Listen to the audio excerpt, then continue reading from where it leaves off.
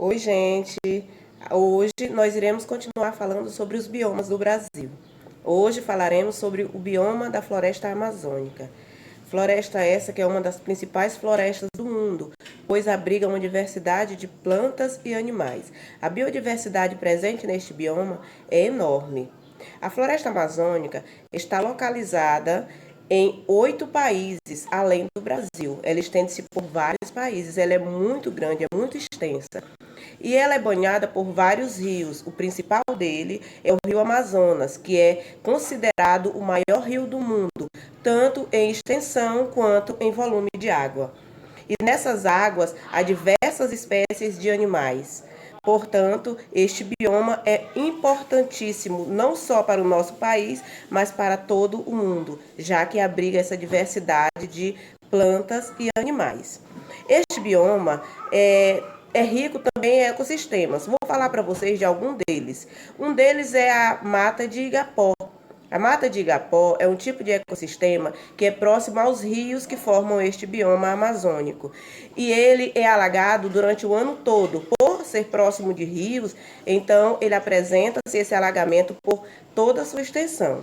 Outro bioma é o bioma de mata de terra firme, que é onde é a parte mais alta da floresta amazônica e já não é fácil de ela não alaga de jeito nenhum, podemos dizer assim, por ficar em um terreno bem mais alto.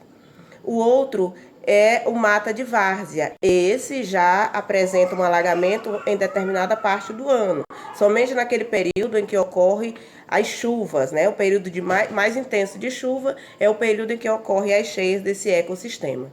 Portanto, gente, este bioma é muito importante, mas infelizmente ele tem sido bastante agredido pelos seres humanos, que matam de maneira desenfreada, né, caçando vários tipos de animais silvestres, tanto para vender quanto para comer sua carne.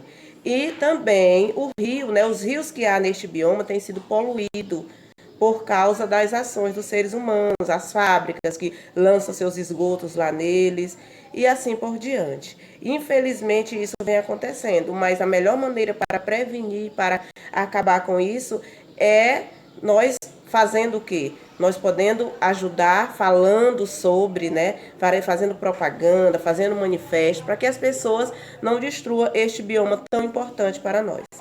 Então, tchau e até a nossa próxima aula.